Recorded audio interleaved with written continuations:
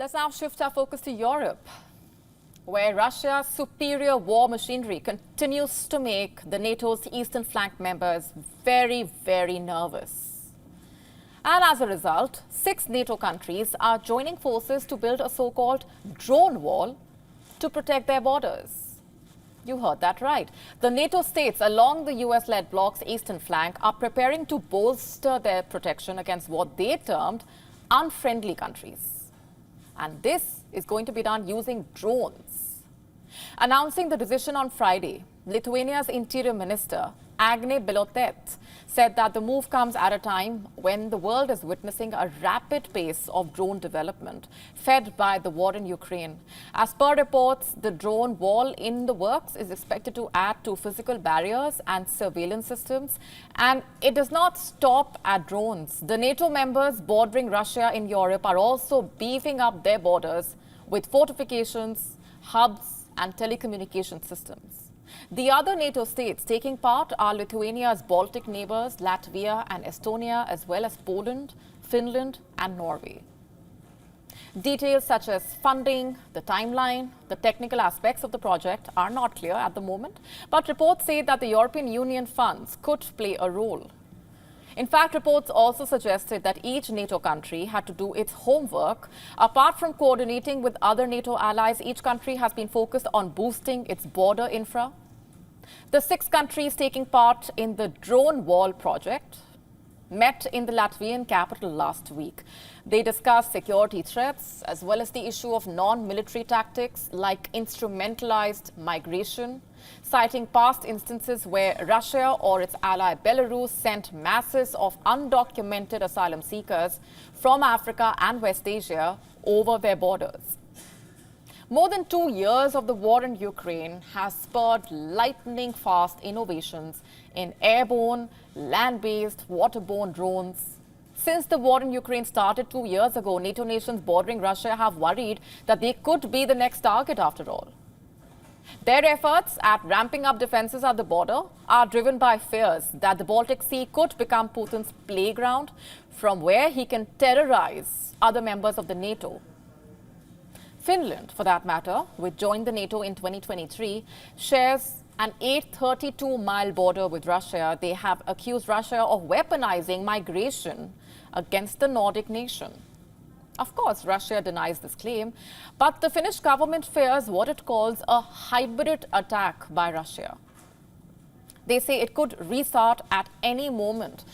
Finland, by the way, has a conscription army, meaning military service is compulsory for men.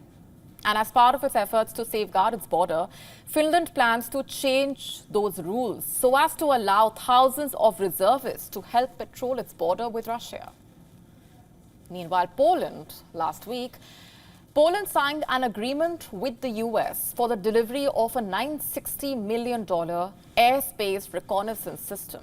The system basically will help Poland monitor its northeastern borders. And this means that Poland will be the 2nd country in the world to use this system. The country has also boosted defense spending this year to about 4% of the GDP.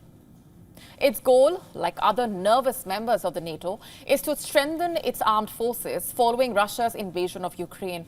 And as part of its efforts, Poland will receive 4 aerostats, or moored balloons, which will be stationed at posts along the eastern and northeastern borders of Poland, assisting Poland's air defense system as well as the coastal observation system. Radar suspended from the balloons will monitor the sky as far as Ukraine, Belarus, and the Russian enclave of Kaliningrad. From the Polish airspace, they have the ability to detect a wide range of objects, by the way, like missiles, aircraft, drones, as well as surface vessels in a range of over 300 kilometers.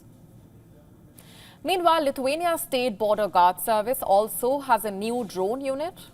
They are currently building up stocks of drones as well as counter-drone systems, all of this in preparation for a potential Russian assault. In Europe, not a week goes by without another stark warning about the growing potential of a Russian attack on one of the European countries, especially if Ukraine loses the war. But are their fears justified is the question. Will Russia really target NATO members?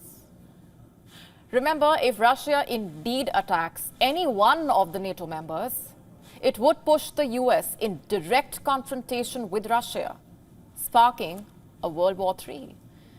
It's because the NATO follows collective defense. An attack on one is an attack on all. So does Russia really want that? Experts don't think so. Whether or not Russia will attack is superseded by a much bigger question, in fact. And in that lies the actual fear of the US-led military bloc. It is the question of whether the NATO will be able to handle Russia's superior war machinery. You see, in the past 2 years of the war, the Kremlin's war machinery has shown resilience. Resilience in the face of Western sanctions aimed at isolation and crippling the Russian economy. Still, even though NATO countries kept scraping at the bottom of the barrel to arm Ukraine as its own stockpile ran low, Russia continued to manufacture, produce, and deploy the latest weapons at a much faster pace. Ukraine just could not keep up. Hence, today it is outnumbered and outgunned on the battlefield. 2 years later, Russia is showing no signs of abating. It has now, in fact, made a new push in Ukraine's Kharkiv region. And therein lies the NATO's real dilemma. Is Ukraine now NATO's pipe dream? Does it really deserve more attention after 2 years of the war? That's the question that is haunting the West. To stay up to speed with the latest news, download the WION app and subscribe to our YouTube channel.